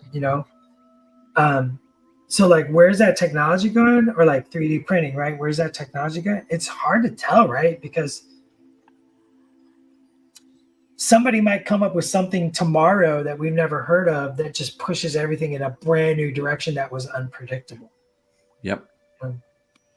So I don't know. I think it's always going to draw people who want to do something with their hands, who want to do something with other people, who want that community aspect, who want to push and achieve where they can grow as a hobbyist and a painter.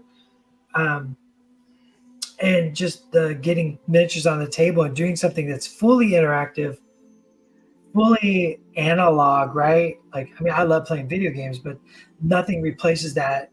This Saturday I got 5 people coming over and we're going to play a game, and there's nothing that replaces that. And I think you're always going to have that draw from human interaction. Yeah, agree.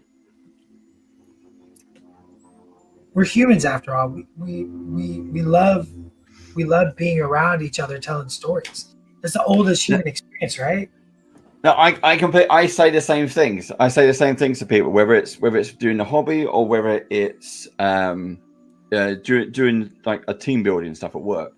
Telling stories is how we communicate. Communication for me is key. And for me, being like a facilitator and moderator, when I do these workshops for people, it's the same thing. I'm dealing with a bunch of strangers. Even when I'm playing D&D or running a game of D&D or Pathfinder or Alien, if I'm doing it at a convention, you're doing it to strangers. But you need those strangers to become friends very, very quickly in a very small amount of time, and to trust their characters that they're playing, to have each other's back. So we have to tell those stories. And I completely agree. It's everything that's there It has to be done. Well, and that's the cool thing about like games, right? Is like, you know, I can go to a social club, I can go to a bar, I can go to a club, I can go do this stuff.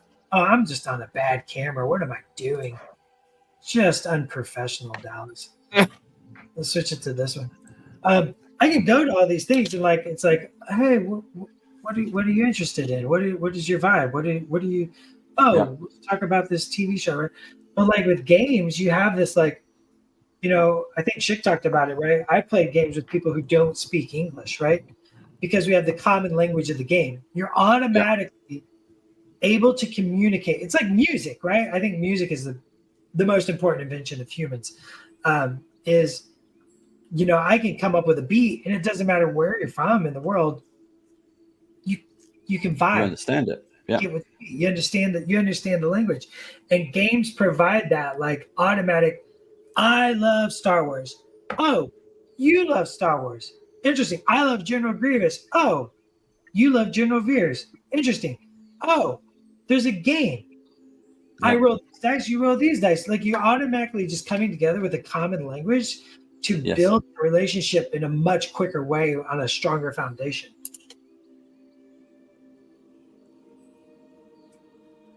Completely 100% agree.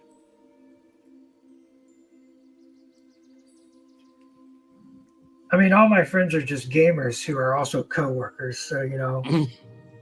Yeah, I do the same thing. I mean, I do. So a little bit of background on the badges. We started this in 2018, but it's a social club. So we have about 100 members, and we play now. Well, we've always played face to face. We had lockdown in between, which is why we moved to doing online stuff, and we work with various companies all across the world. Just doing this, just hanging out, chatting, talking about games, which brings us, as you say, brings everyone together, telling those stories, sharing those stories with those people's games. And it's a wonderful thing to be able to do. But I also use Dungeons and Dragons as team building. So we have a way of people who have these challenges and like escape rooms and mysteries to solve. As you say, you roll a dice, you pass or fail, you communicate, you move on, you try something else. So we've been going. Some of them have been quite excited because they follow the channel, and they know I've been talking to you guys, and they're like, "When can we play?" It's like, "Why then? We'll set it up." So again, when it's painted, we'll do the big club version, but I'll be running Shatterpoint at work as a team building day. So that's awesome. Yeah. Get it all painted. You'll have the grand reveal. Yeah.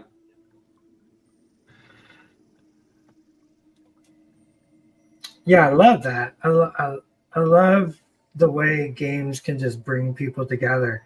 You know, I play Dungeons and Dragons. I play lots of different games, and man, some of my favorite people in the world are people that I just played games with, right? And like just, you know, back in the day, growing up in a little small town in Missouri, you know, those were the people that I had. It was like, you know, the five of us that played D&D, right? And this is a small town, you know, there's only five of us. This is like, I want to do this. So do I. Oh my God, are you my friend? Like, I can relate so bad to all that. I grew up in a small town in central Illinois, so. We were neighbors. Yes. So, and I can relate to the, you know, we're going to play D&D, and it's like you find this very small group of like-minded kids, and you know, and it's okay, how can we do this? And so much fun, and you know, those are the memories that last, and the friendships tend to last. And especially you know, when I say small town, I was a population of 1,100 people. So it was a definite challenge to find kids and that were interested, in parents that didn't like just raise an eyebrow at you. Well, what the hell Yeah. you're doing? The town my dad lives in, and I lived in. Well, it was. Well, currently my dad lives in a town of 100 people, like literally 100 people. Oh wow, yep. 5 different towns went to my high school, and I graduated. 5 towns went to one high school. I graduated with less than 30 people. I was a class of 27, and but it was it was one town, but yeah, it's amazing.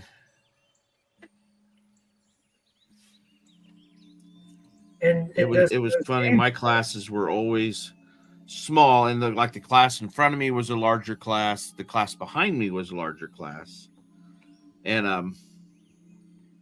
I don't know, our biology teacher or something in one year was like, well, you guys realize that your generation right there, that your class that year was like when the birth control pill took popularity. And it was just, a downsize of births that year. And I was like, oh, okay. Thanks. But it's always interesting when you can find somebody from a small town and think, oh yeah, I can relate to having this, nobody around to play or do this and I didn't get into minis until later, much later in life, my adult life. Yeah, I started minis, like I painted my first like miniature in probably 89, 88. And that was like, I always tell the story, like it was like we were on a trip to Colorado and we stopped at one of those little side road, kitsch shops that are there to get you money, right? Yep. Mm-hmm. And they had this little glass case, and they had like a pewter wizard. He's like holding a crystal ball, and it was like an actual little piece of crystal in his hand. Like, it's just some random nonsense kind of thing. Like, no company, just no game company, just a random little wizard. And I took that home and I painted it, and then I discovered there's games around this. There's these whole companies that make games around it. So I started getting into those and just being fascinated with like that. So the 90s was just miniatures for me, miniatures and comics. Yeah. And it never stopped.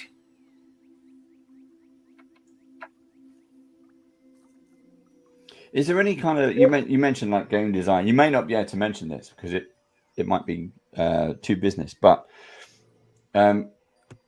where do you see what's the game you want to make?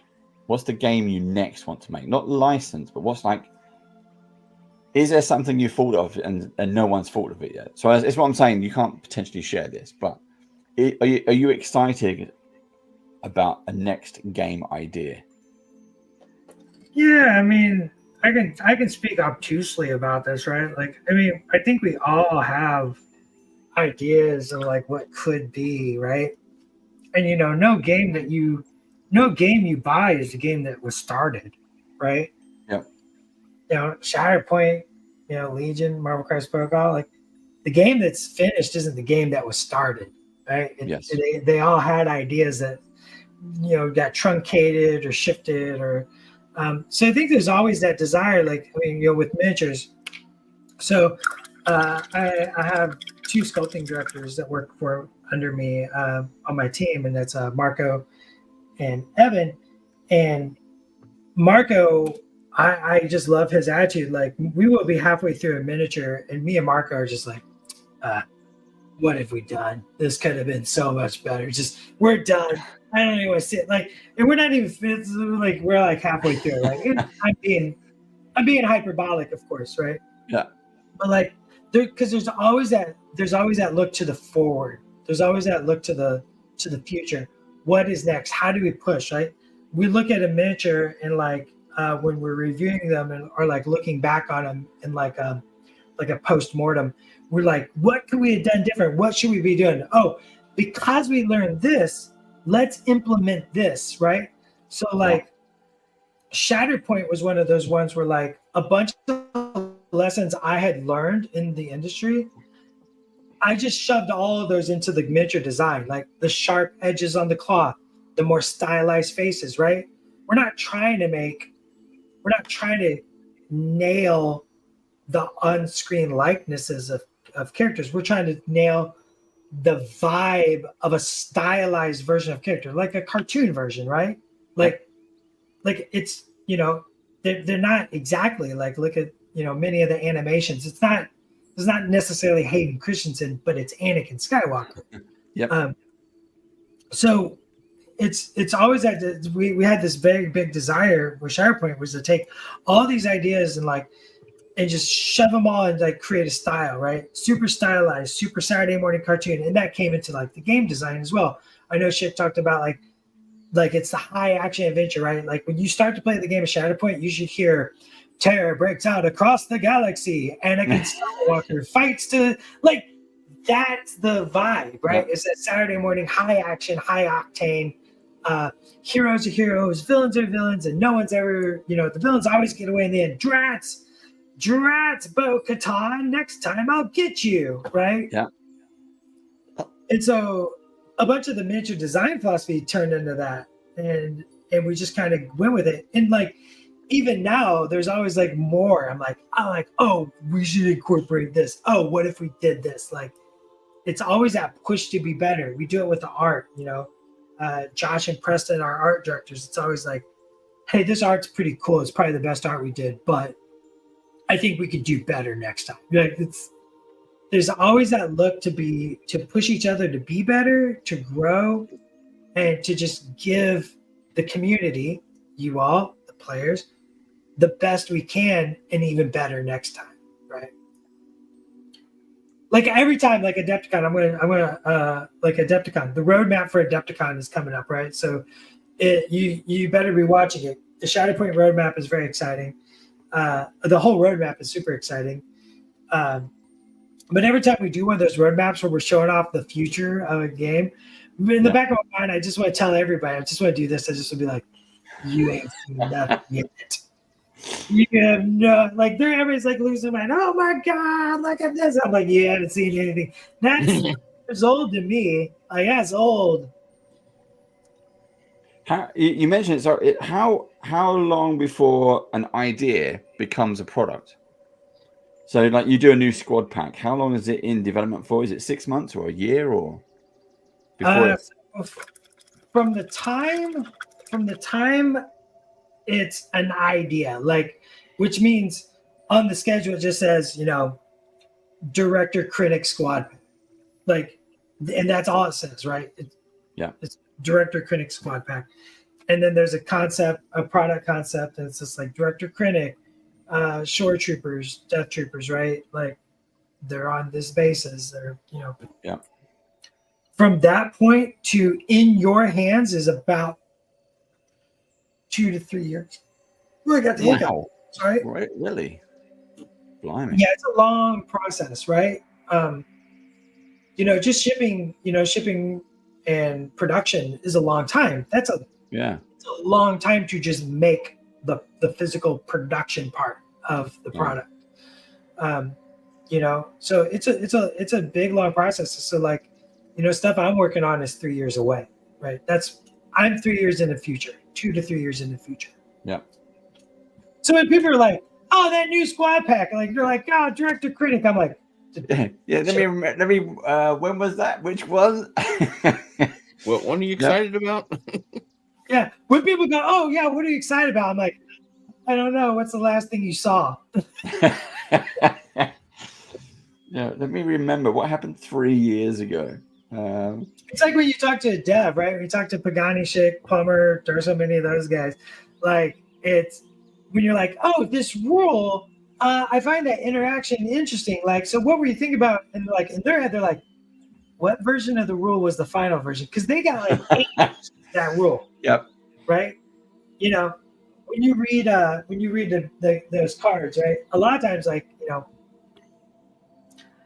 stormtrooper's card might have gone through like who knows how many iterations to get that rule to do that thing, and sometimes those rules are like completely different. Like it might have been like if you stand on your head, you add 5 dice, right?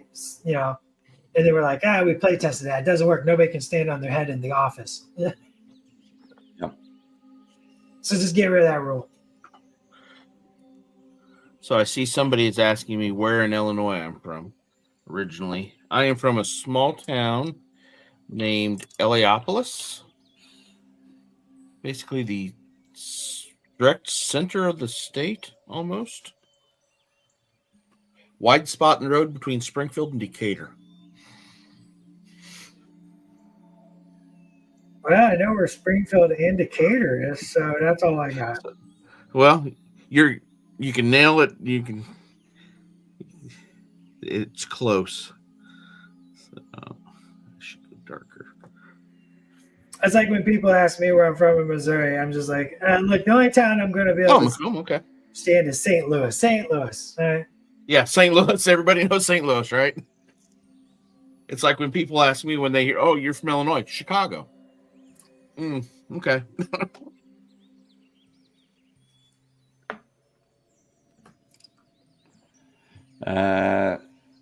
Murray says know it well, and that they are originally from Macomb. That one. Yep. I do.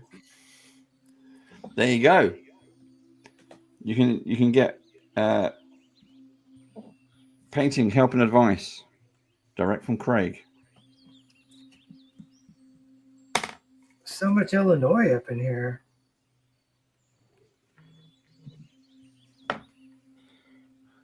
I haven't lived in Illinois in 30 some years.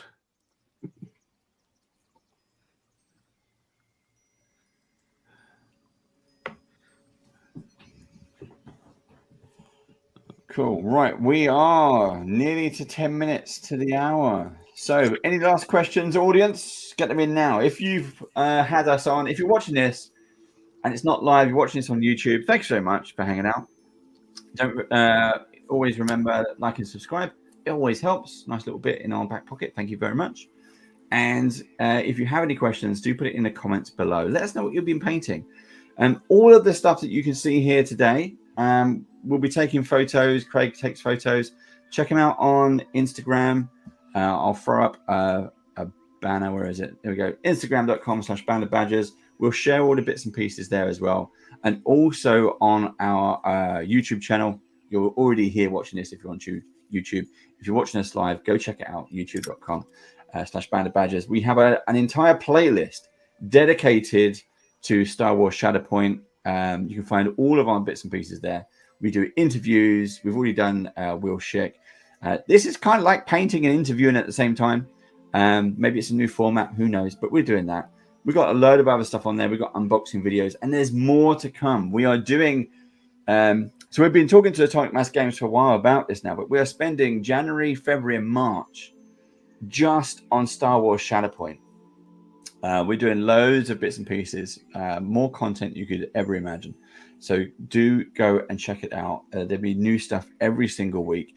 And at the end of the 3 months, if you're local to us, it's Gatwick, UK, south of London, blah, blah, blah. We have a face-to-face live venue. And all the stuff we're painting up, all the Shatterpoint stuff that we've got, we will put it out and we will learning how to play with the general public. And we're going to do it there. We may even bring it to UK Games Expo. Who knows? We'll have to check and find out. But we'll be doing that. And then Q2, we're going to switch to Marvel Crisis Protocol. So we've got a lot of stuff coming up. As long as AMG allow us to do it, which is fantastic. So do shout out when you see bits and pieces. Every little bit helps. So Dallas, is there a Star Wars character that you would like to see get made, or one that I really wanted to see that come to fruition and it didn't happen? Is there any that you can share? I love the fact that every character. I try to treat every character like and remember that every character is somebody's favorite, right? Yeah. So I don't do favorites very well. I'm very bad at like, oh, what's your favorite this? And who would I want to see that we haven't seen yet? I don't know. I was go back to like Forlom and Zuckus. Just gonna have the rest of your classic bounty hunter lineup, right? Yeah. I always thought it would be neat to see like Quinlan, the gray Jedi, Oh, some of sure. those Yeah. would be.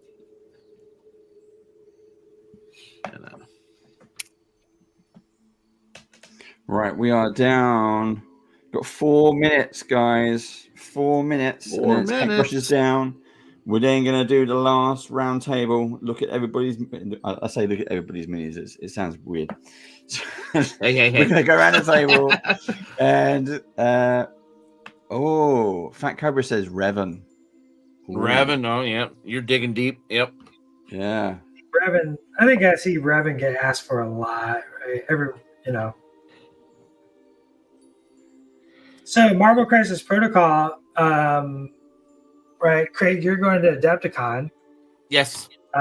Even if you're not going to Adepticon, so if you all are familiar with Aaron Lovejoy or Matt DiPietro, Yeah.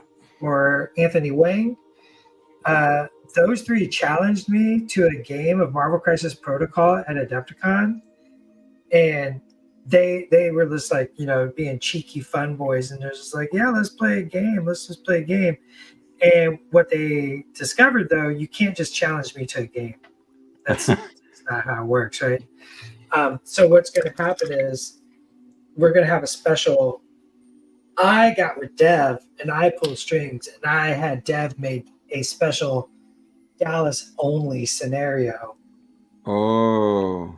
I'm going to punish those boys.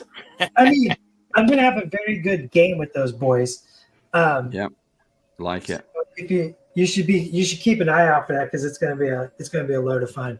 I may have converted up a whole squad just for this, like that I have not shown. I haven't teased it even. Like, I've made no mention of what it is, but it's a whole special squad that I worked, I converted and sculpted upon them. Stuff.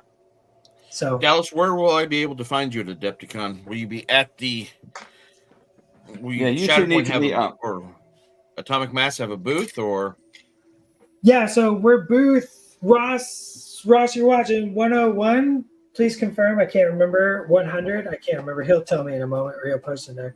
So yeah, we have a whole booth. We have the Worthy Painting Challenge, which is like a painting competition. I call it a painting challenge because we format it in such a way that it's not about being number one. It's more about your personal painting journey. So everybody who deserves a bronze gets a bronze. Everybody deserves a silver gets a silver. Everybody deserves a gold gets a gold. So I might hand out like literally 20 golds, right? Mm-hmm. Yeah. First and insert doesn't tell you where you're at. If I give you a bronze this year and then I sit down and give you feedback, this is where I got bronze, and next year you know how to get a silver, right? Yeah. And then you can track your growth, right? It's that don't compete with somebody else, it's compete with your just yourself. And so our whole Worthy Painting competition is formatted around that philosophy. So I'll be either there or in the Fort Wobble, like I mentioned earlier, or I'll be teaching a class. We have a whole AMG classroom where we're bringing in Sarastro, right? Okay. Mark's going to be teaching classes for us. Brendan Roy, who does most of our studio painting, is going to be teaching classes for us. Ron Cruzy, myself. So we have a whole classroom that is just AMG classes.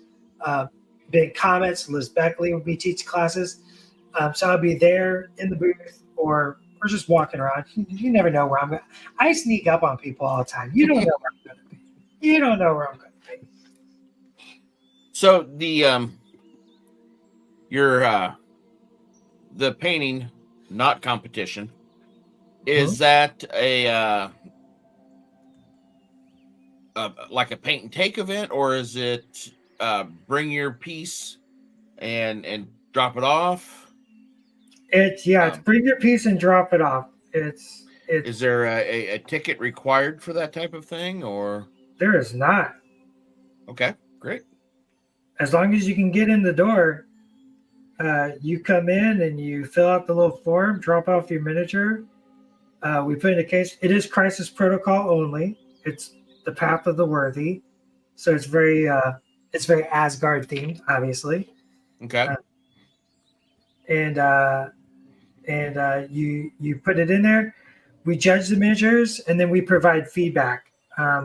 So on Sunday, you can come find me or one of the other two judges. We'll be sitting at the booth, and you could just be like, okay, so I got this bronze, but I really want to get to the point. The question I always ask people,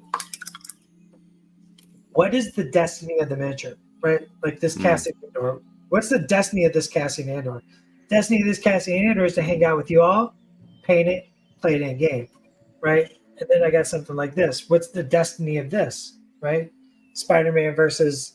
That's awesome. Spider-Man versus Sandman. Obviously, the destiny of this is not to play a game with. The destiny of this is to showcase my artistic idea. It's to go on a display case. It's to be a presentation about the art and to have a conversation about miniature art. So I always ask you, what is the destiny of your miniature? And you might be like, I want to be a studio painter someday. And I'm going to be like, this is what it takes. This is why you got bronze. This is where you got to go. You might be like, I just want to be a really fast tabletop painter. I'll be like, you're there. Right now, you're there. Or maybe do this, right? So I want to build my feedback around your dreams, because everybody's dreams is different. So let's get you to where you want to be. Great. Awesome. That's a really nice way of explaining it. And with that, I see Steve's hands were stopped moving. I was listening. We're going to go around the table. It is brushes down. We're going to go around the table. So Steve, we're going to start with you. So folks, those of you watching live, this is your chance to vote. All you need to do to vote is shout out your favorite painter's name in chat to give them a vote. We will then collate all the votes, and the winner will get the gold star. Now we're going to start over with Steve. Steve, let's have a look. Check it out. So I've concentrated on the green part of body. I've laid up some highlighting. I put a wash over the top and then did a little bit of dry brushing to pick out some of the raised points. I'm pretty happy with that. I haven't really spent too much time on the boots or the gun, so I just slapped some dry brushing on there, just to finish it off. And I've not done anything with the face other than slap some pink base coat and a little bit of bone white in places. My main focus was on the green, which I would say, other than detailing some of the coloured points for the lights and stuff, I'm pretty happy with. I'd say that's done almost for me. Cool. Great stuff. All right. I like that. Go ahead. Oh, I was just gonna say I like that green. It looks. I like that green a lot. I think it's a very good green. Thank you. Nice shade. It's an emerald green. Dallas, let's go over to you. Boom, boom. Boom, boom. Cassian Andor. Let's get him in focus. Oh my gosh. I got a brand new camera and I'm still learning how to use it. So. Will was selling us last week. They've got you a brand new flashy setup. They did. We had to give me a brand new flashy setup. All right, so Cassian Andor. I'm pretty much done with the flash. I got his little 5 o'clock shadow in there. The blue jacket. I like the blue jacket. It's got a little brown mix in there. Pop a little highlight. I just did a quick wash on the blaster. I didn't get the handle though, obviously, like a full. So just working my way through him and refining all the. Just refining. I like the back. The back looks. Yeah, jackets come out really nice. Yeah. So not too bad. Still got to paint his eyes though. Still got to paint those eyes. He's so handsome. And Craig. All right, let's see. Yeah, see if is it going to focus? That's what we need to know. Is it going going to to focus? We're not seeing any names being shouted out. So what we're going to do is we are going to vote on each other's favorite. It's Craig. It's me. So we need to get you some photos blues, up on yellows. Yeah. Camera's not cooperating tonight, but I like your pink. I like your shade of blue. That's very nice. And has Vizsla. Yeah. And this finally, here is mine. Yeah. Here is our Darth Maul. So you can see it's not finished, but I've gone bright red on the dual saber. I've gone black. I've got trying to do some highlighting there. I've gone for the deep black on the face, and I'm going to do what Dallas told me to do. So I've done white on the bone, but I'm going to go over that with a bone color. But I will do white for the skin tattoos, and then go over that with a red. So you have to check out the Instagram.com/bandofbadgers for updates on this one. And so not only that, I did quite a lot on that one. I was quite impressed of how much was actually done. Yeah. I've also started another one. So I've done the bottom half there, just added in some colors. So what did you use on Darth Maul's clothing? These is just two colors. I've used Army Painter speed paints, both black and brown. That's the leather brown. Right. And I'm going to go over that with a wash. Really nice. It's a really nice contrast as well. So when you rotate the character, you can really see like the arm and stuff as it stands out. But I've started to try to put some dry brush highlights on this, so you get the swoosh. Mm-hmm. Because there's a lot of clothing, there's a lot of layers, and I want to try to highlight that detail. But I love I think the red for me has really popped out. That dual saber. Boom. Yeah, that red is sharp. Yeah, and then what I'm going to do is add probably a gloss varnish to it to make it shine. So when it's on the table, it will reflect a little bit more. I tried doing that on my Ashoka and Anakin, and I don't know if the camera is really going to pick that out, but the sabers are really, really shiny, which is nice, just by using a bit of a gloss varnish. I thought it might work, but that it was looking good. So hey, there's still a lot of detail to be done on some of these, but yeah, that's what I've done today. So there you go. Right, refine and define. Exactly. It's a matter of keep on going until they say no. So we've had one shout out from the live audience. Thank you so much. Fat Cobra votes for Craig. That's going to count. But I'm going to go round. I'm going to say, Craig, who are you going to vote for? I am going to go for Dallas tonight. I'm liking that. Okie dokie. Steve? I'm going to go for Dallas as well, because I really like the jacket. Nah, I'm voting for Dave. There, I got one. See, I got a vote. I get votes every now and then. I'm voting for Dave because you worked on 2 miniatures, and I respect that. And I'm going to vote for Dallas as well, purely because the mini was superbly awesome, and is done. And there you go, folks. So. Yeah, I mean that we need to see that one next time. I did say to Will, because I know Will and Ross, they both paint minis in their hobbies as well. And I did say we get all three of you on, and we do a proper brush off. We do a team versus team or something like that. We'll do it that way. That is awesome. Let's bring that up. Zoom. Yeah. Again, look at the pose. Look at the pose. That's so cool. So that's an upcoming. Yeah, this is in the Cassian Andor. Don't ask me the name of the box. I never. I was just about to ask you the name of the box as well. That's exactly what I was going to say. Oh, what's the name of the box? Hang on. I don't know.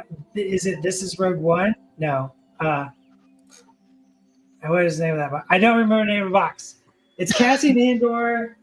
It's Cassian Andor, K2SO, and 2 troopers. It's a very cool box. I love that box. Actually, the troopers in that box is super cool looking. So that's I mean, I cannot remember the name of the boxes. I never remember this the like quirky names of the boxes. Yeah. That's cool. Because those change. Sometimes those change. Yeah.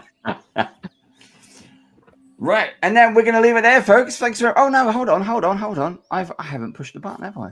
So our winner. You haven't given someone a gold star. Yeah, exactly. Well, I thought it was going to be obvious. The winner, the winner of this session's brush off gold star. We should say the Great British Brush Off Gold Star is, of course, Dallas.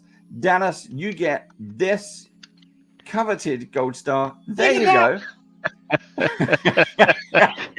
straight from elementary school. That. Yeah, and we can. The only animation we've got is this one. There it goes. That's about as much as we can afford. So well done. It's all yours. It won't be in the post. I wish I had a post. Yep. No, it's just going to be here. I would draw that star and I put it in my scrapbook. If you come to UK Games Expo, then you can take it home with you in person. Yeah, we'll give it to Will and Ross. They're coming over, so they're all hand delivered at Adepticon. Yeah, we'll get that done. Dallas don't go anywhere. Craig don't go anywhere. Steve don't go anywhere. But the rest of you, we're going to see you next time. We're here next week or the week after, something like that. Yes. But yeah, yes. Next Until week, then, 1 week after. Ta-ra. See y'all. Bye.